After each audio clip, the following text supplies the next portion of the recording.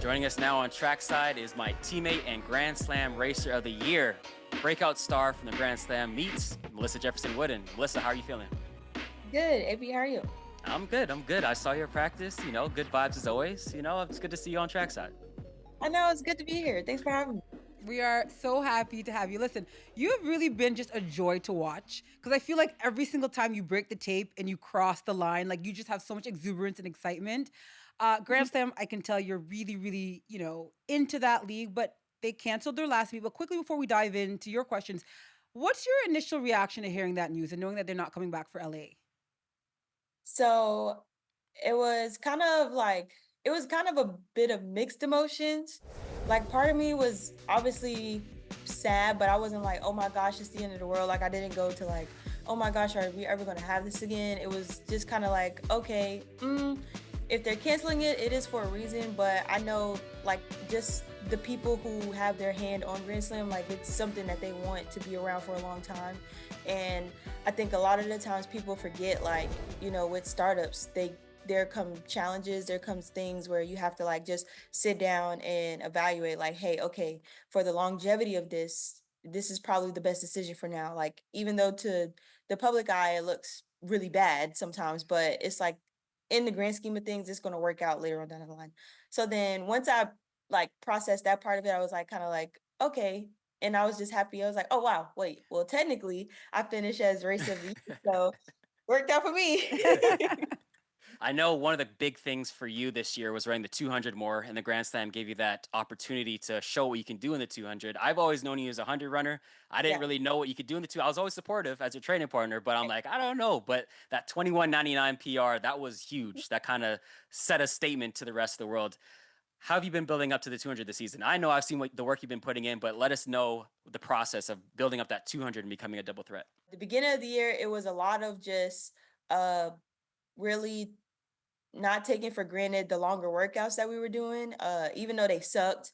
Mm. I was just really trying to, you know, be disciplined in that and getting it done so that when the time come for me to actually run a 200, like I wasn't scared to run it. That didn't make much difference though, because I remember it being like a month out from the first slam in Kingston, and I was just like, I don't know, guys, like I gotta figure out how to run this too.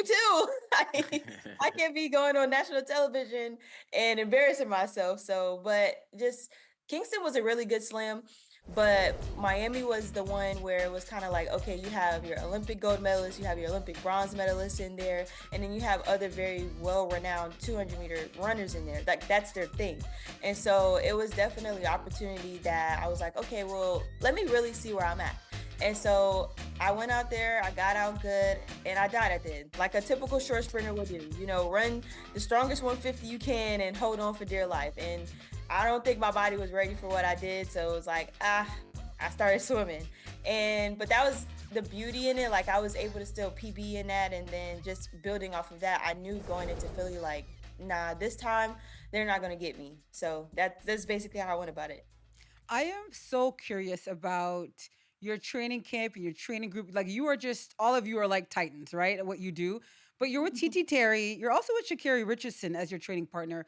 What is that like? Like for you, like just the ego. Not saying you guys have egos, but the bravado, the competitiveness, the edge. How do Right. the three of you balance that? Like if you can just be real with us in this moment, like what is that like? Is it hard? Is it simple? Are you guys best friends? Like what is it like?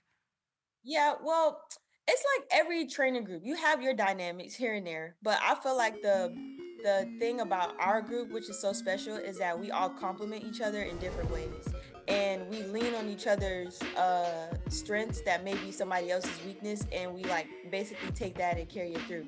So like I say all the time, like I feel like when we're at practice, especially on block days, like AB knows, it literally feels like we're at championships or getting ready Right. for trials or something like that, like on a daily basis.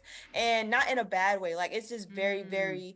it's a very good and positive like atmosphere to be in because it brings the best out of you. Like we'll basically be bouncing off of each other, like how we can make each other better. So it's good. Iron sharpens Well, iron. I have a follow up question though. Aaron Brown, you said it. He said it. We know he's your training partner. But I want the tea on Aaron Brown, okay? Pretend he's not uh-oh. here. Pretend you're not going to see him tomorrow on the screen. He's not your training partner. Okay. What is he really like? Like, what is he really like? Is he really this nice? Like, honestly, is he really this Canadian? Don't pinch me, AB. No, actually, he is this nice all the time. Literally, the AB you see every day in day out when you guys are doing this, like he's the same person all the time. There's no put on a front, But nothing. Melissa, is he not the oldest? Is he not an old man? Hey. Well, we got to get into age. I mean, Who's the I oldest of the can't group? really- I am. I can't talk because I'm technically the youngest in the group, so that would just be very biased coming from me. You're the baby. Yeah, No, the everybody's year the he was oldest born compared is to the year he Melissa. was born. Like, that's a fact. AB, how old are you anyways? I'm 33.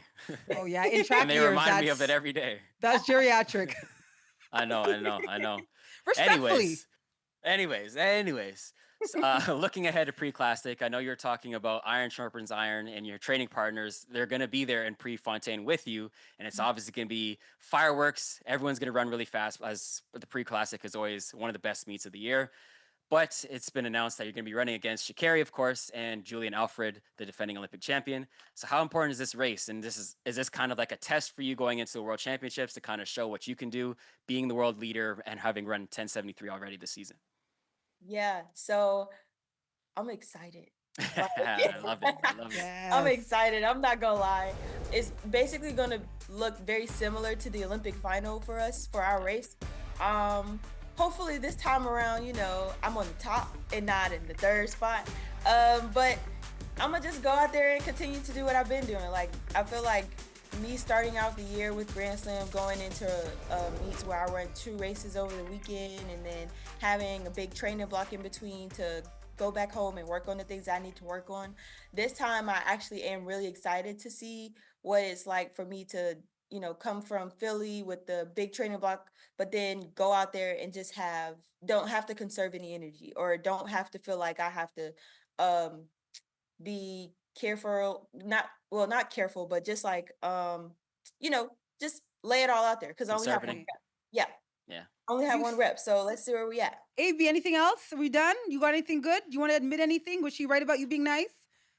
I think she was right, even though maybe I slipped her a 5 before the interview just to say that. I knew it. I knew boost it. me up. But Melissa can sing. Okay, she sang at her wedding during her No vows, and that was way. the biggest shock of all. I've never been to a wedding where they did that. So No, for the world that doesn't know, this girl can sing. Do not. no, let I her need to fool hear a you. bar. I need to hear something. Yeah. No, you should never said that to me, Melissa. Girl, please. Oh my goodness. Just a little something, girl. Hit us. Wow. I know. It's that kind of show. Because this is the thing, right? I was sing, I just don't know what to sing. Oh, Friday. Okay. Here we Let me go. let me find a Friday song. I got the song playing low in the background, just for some Of course. guidance. Yeah. Okay. Reference track. Yeah. Because when the sun comes down, that's where we look up. Ooh, ooh, ooh, ooh.